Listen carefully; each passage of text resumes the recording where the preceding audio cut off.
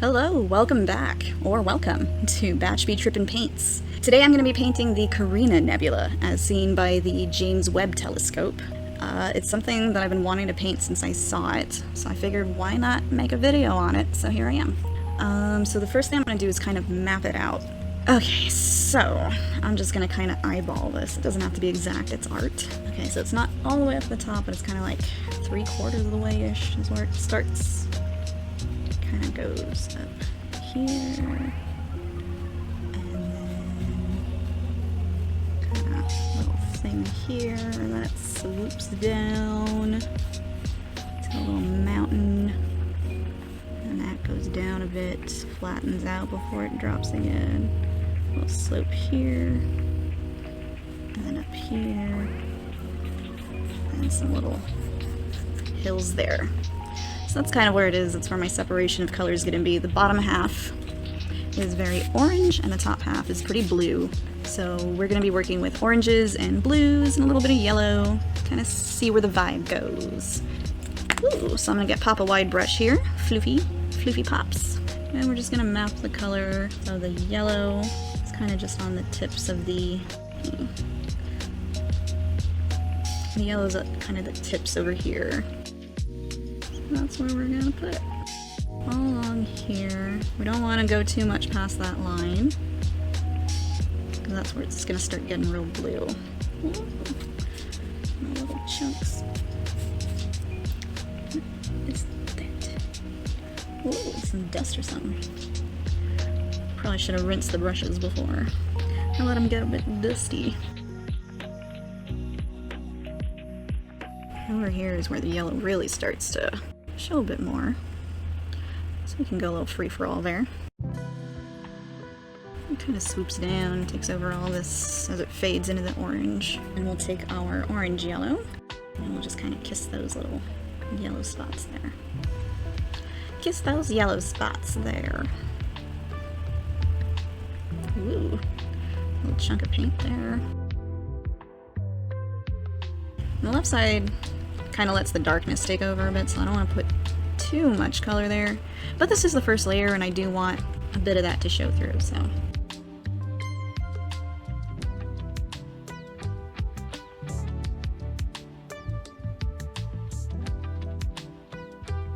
Kind of all of this is very orange. Very orange. You know what, I'm just going to fill this. I don't know why I made this hole here. Just make it all yellow. And then we're gonna put a little bit vermilion. And with the vermilion, we're going to be kissing on the orange areas. And we're just gonna fill all that in, all the rest of that in with vermilion. And we'll let those colors pool and swirl amongst themselves, that's fine. It's the first layer. Let them do what they want, they're young. Soon they're gonna evolve and they're gonna be part of like this whole painting. And it's gonna be like, what were we worrying about at first, you know? And then over here.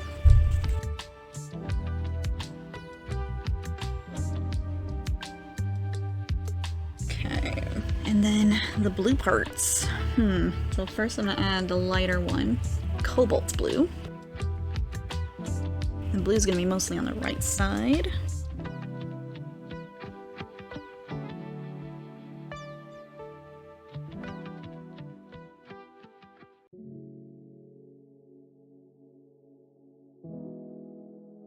And it kind of tapers a little bit over here once you get past the hump. Oh, it's too blue. Well, it's a nice deep blue color, but let's, ooh boy. Let's share the wealth here a bit, huh? Schnarts. I got into that yellow area I wasn't supposed to. Let's see if I can undo that a little bit. Nothing several extra layers won't do. And I think over on this side it's a little bit more ultramarine blue than it is the cobalt. Cobalt. Ooh. I'm moving things around. Okay.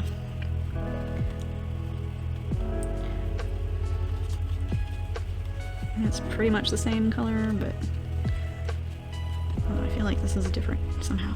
I mean, it has to be. It's got a different name. You're gonna mess up again.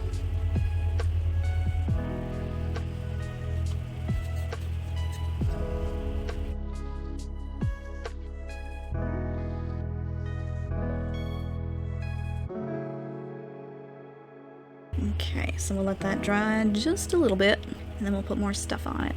Make it look less dune, more nebula. It's gonna be cool.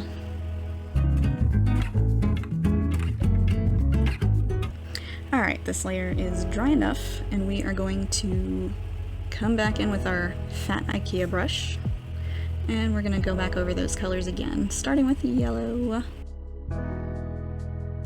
Really want to make sure the colors show.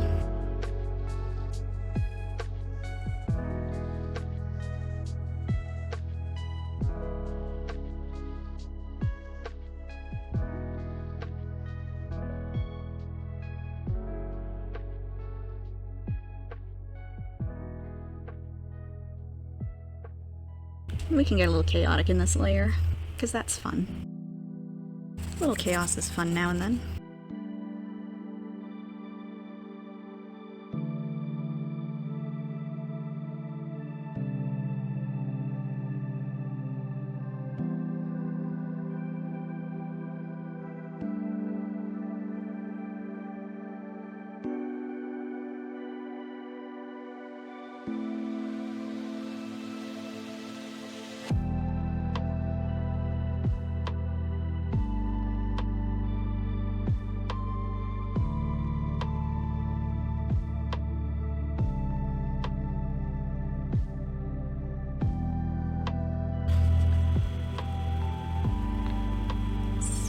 Spill over again. That's okay.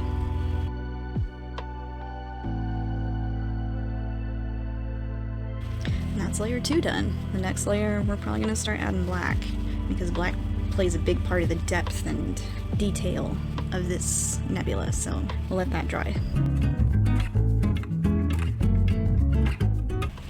Alright, so this is dry, and as promised, we're going to be adding our black. But before we do that, I want to put a different kind of blue in this area over here. And got a little bit of it on my hands when I was trying to put it on the palette. So that's why my hands are a little blue right now. But we're going to do it. Use Floofy Wide Brush Junior. And just a little bit of water, a little bit of paint. And we're going to put it all up in here. I feel like this is a nice blue here. I don't know. I like the color. Probably should have done this yesterday, but I didn't think of it yesterday. I thought of it today. So I'm doing it today. That's what I'm doing. We won't need this area for a while after this anyway. For a little while. Long enough for it to dry.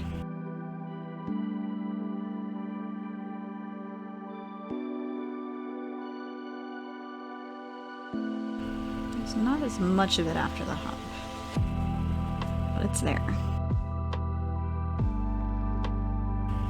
Messing up a little bit, that's okay. Okay. We're gonna go back to Daddy Wide Brush, Daddy Floofs, and we're gonna start adding black to the orange areas. Get a little bit on there, not too much. The darkest area is gonna be right around here, so I'm gonna start in this corner. We're plorping. It's our favorite thing to do, is plorp. Best thing about painting is the plorping. Just kind of in the general area where it's darker. And we'll take this layer by layer because we still want that vermilion to show through. We'll see how it goes each layer. Not as much up here, a little bit here and there. Plorpy plorp plorp. Plorpy plorps. Do our little plorpy plorps. The plorpy plorp dance. Woo! Too much. I get carried away. Here we go. Okay, and on this side, this corner has got some darkage. A little bit of dark over here. Not too much, but a bit of dark. Random porpage that isn't too dark, but enough to add some depth and detail. Depth and detail. There's stuff going on around here. Whoa, too much going on. I'm really getting carried away tonight, I'm sorry. I'm not sorry. And we'll go ahead and start adding the darkness to the blue parts.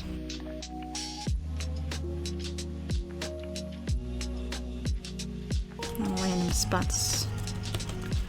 Not too much. Still pretty blue. A little bit over here. But again, still pretty blue.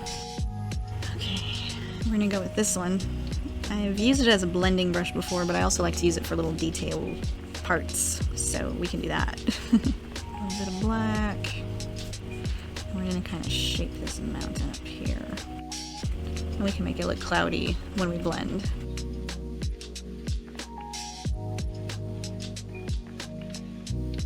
Swishy swirl. A lot of swishy swirl around here. Around these parts. Not so much there.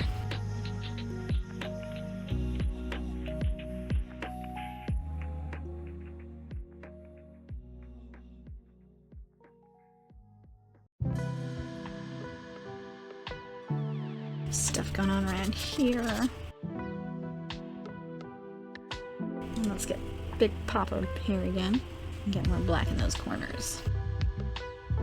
We'll add more layers for sure.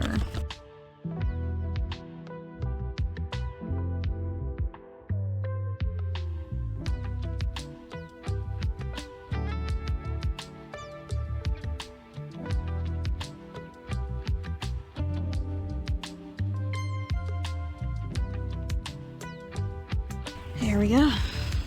So that's that layer done. And the next is blending all this out for the first time with this painting. We'll do some blending. And I promise it won't be the last time we do some blending. So we'll be right back. Alright, so this is all dried up and it's time to blend. So I'm gonna get the skinny IKEA brush and I'm gonna use this one to blend just because this is an early layer. We don't have to be super precise right now. So I'm gonna start up here. I don't want to carry the dark too high up in the yellow because I'm gonna put some white there to really highlight that later. So just kind of make it a little bit cloudy up there, but not too much because we want the white to show through. Mostly moving things down and to the side. Swishy swirl in, however you want to blend it, just to make it do the things, you know?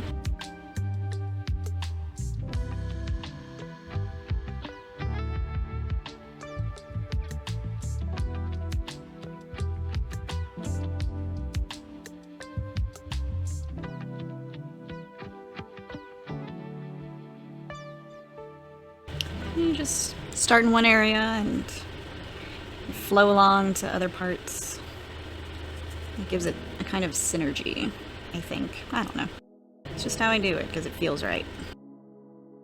That's what you gotta do with art. Just do what feels right. If it looks right, feels right. It's good stuff.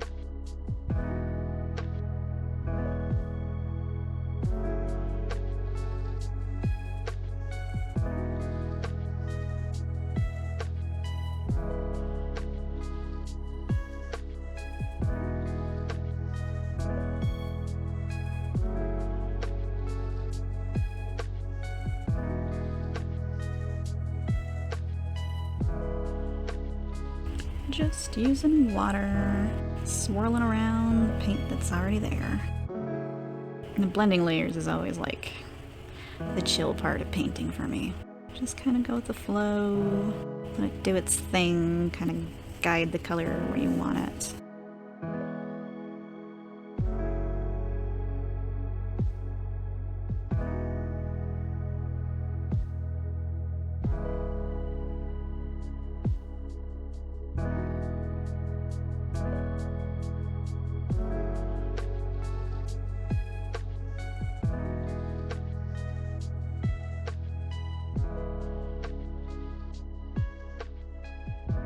I'm doing blending just so that these like kind of blocky areas of color aren't so pronounced. Because sometimes they are a little pronounced in space when you look at these nebulas and stuff, but a lot of the times the big color, the big darkness just kind of fades in. See, I just don't want like these harsh outer lines. Make it real smooth. Blend it in. Because no earthly paintbrush created space, or nebulas, or galaxies, or anything like that. Not until now, anyway.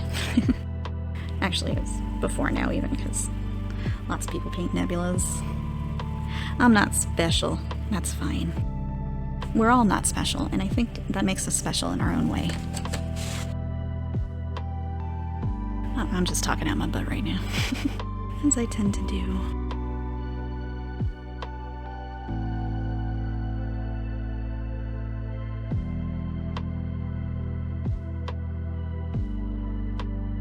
Sometimes I wonder what y'all think when you watch me blend these. It's like, do you guys think like, man, Batch, you already got to that part. You already blended that part. Blend this part. Because I get like that sometimes when I watch like those Vietnamese popping videos. It's like, yeah, you're popping all of the ones around the good one, but you're not popping the good one. And I wonder if people watch these and start going crazy. Like, why isn't Batch blending that part? Come on now. But you know what? I'll get to it. Eventually. That's if anyone's watching these. YouTube tells me people are, so some people. That's cool. Thank you for watching. Don't forget to like and subscribe and leave me a comment. Tell me what you think. Tell me what you want to see me paint. All that good stuff. Tell me what your favorite nebula is in the comments. Maybe one day I'll paint it.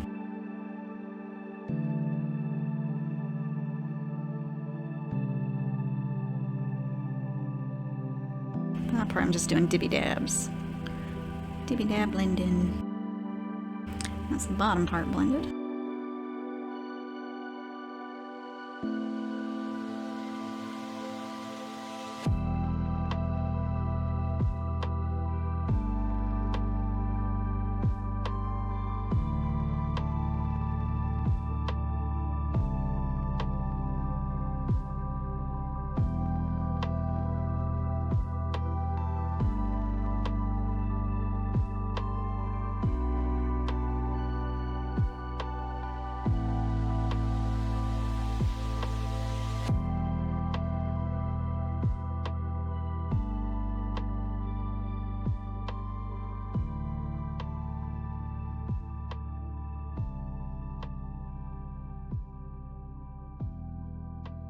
So that's blending done, and I think that's going to wrap up part 1. This is the first video in the Carina Nebula series, so stay tuned for another video where I continue this painting. And I think in the next video we are going to be putting more black, probably some more color, and stars and blending. So stay tuned. Remember to subscribe so you don't miss part 2. Bye!